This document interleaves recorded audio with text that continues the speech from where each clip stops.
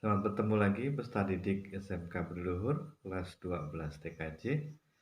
Kita bersama pada hari ini belajar administrasi infrastruktur jaringan. Tema kita hari ini adalah mengenai struktur dasar algoritma. Struktur dasar sebuah algoritma itu merupakan langkah-langkah yang harus kita buat agar program yang kita buat dapat sesuai dengan yang kita inginkan. Ada 3 struktur dasar yang akan kita pelajari. Untuk pertemuan yang pertama ini, kita akan mempelajari mengenai struktur sekuensial atau runtunan. Sebelumnya, perlu diketahui bahwa ada 3 struktur dasar algoritma. Yang pertama, struktur sekuensial. Yang kedua, struktur seleksi atau pemilihan. Yang ketiga adalah struktur repetition atau pengulangan. Baik, kita akan masuk ke materi kita, yaitu struktur sekuensial. Apa itu struktur sekuensial? Struktur sekuensial adalah struktur yang beruntun atau berurutan.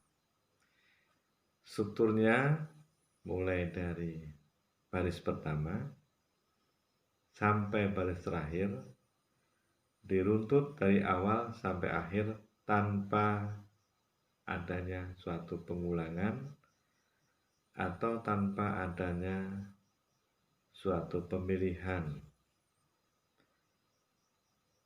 Jadi instruksi dikerjakan satu persatu, dan jika instruksi pertama belum dikerjakan, maka instruksi kedua tidak dapat berjalan. Demikian juga dengan instruksi ketiga tidak dapat berjalan ketika instruksi kedua tidak dilakukan. Sehingga jika ada satu instruksi yang tidak dilakukan, maka aplikasi yang kita buat akan berhenti atau tidak melanjutkan ke instruksi yang berikutnya. Akhir instruksi merupakan akhir dari algoritma yang merupakan suatu hasil dari instruksi-instruksi yang sudah kita buat berdasarkan tujuan dari pemrograman yang kita buat. Yang berikutnya kita lihat di sebelah kali Bapak, itu ada skema bagaimana struktur sekuensial ini dijalankan. Dari tahap pertama, dari atas balok itu warna biru, ke bawah, terus setelah instruksi kedua, instruksi ketiga tidak eksekusi, kemudian eksekusi yang terakhir menampilkan hasil dan selesai. Contohnya, kita akan menghitung luas persegi panjang. Kita tahu luas persegi panjang adalah panjang dikali lebar. Sehingga yang diperlukan nanti adalah kita memasukkan panjangnya, memasukkan nilai lebarnya. Setelah kita masukkan nilai panjang dan lebar, instruksi yang berikutnya adalah mencari luas dengan mengalikan panjang dikali lebar. Setelah itu akan tampil di layar kita nanti hasilnya, yaitu luas.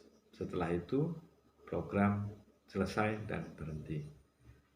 Itu yang kita akan capai dengan menghitung luas persegi panjang.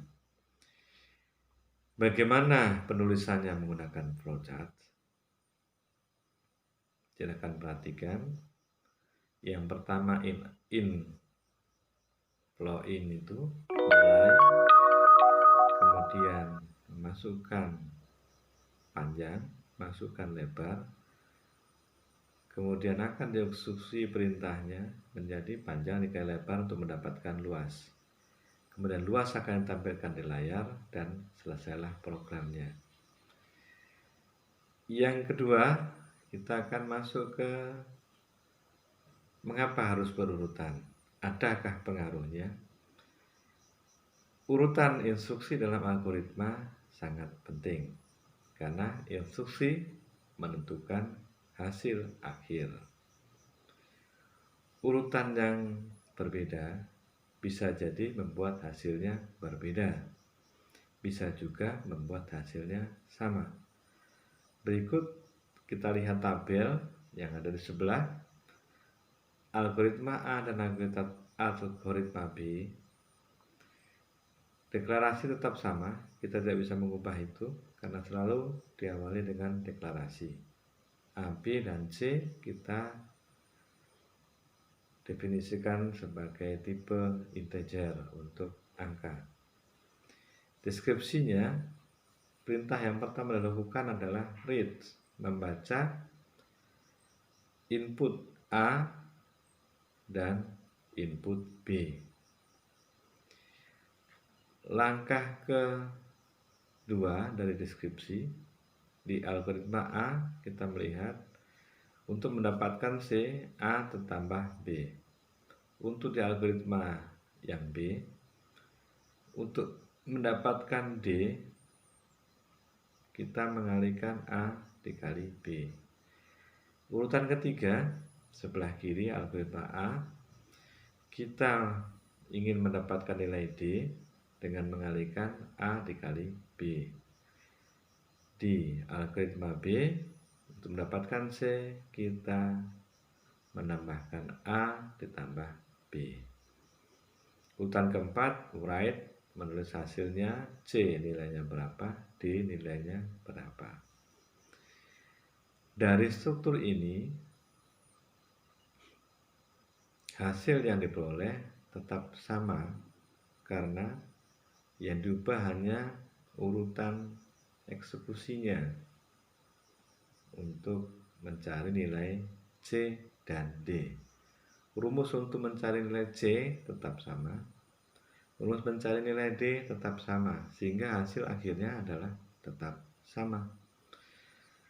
Lain halnya dengan tabel berikut.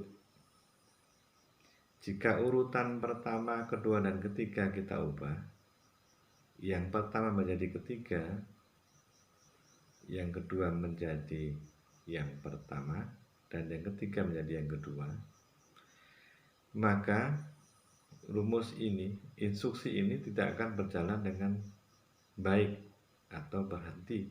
Mengapa? Karena untuk mendapatkan nilai D harus ada nilai dari A dan B. Tidak mungkin suatu rumus mengeksekusi dirinya tanpa ada input yang kita berikan. Sehingga jika ini kita tuliskan dalam pemrograman dasar, maka program tidak akan berjalan karena tidak ada input yang diminta untuk dimasukkan. Demikian anak-anak, semoga kalian mengerti mengenai pembahasan ini. Sampai di sini pembelajaran kita.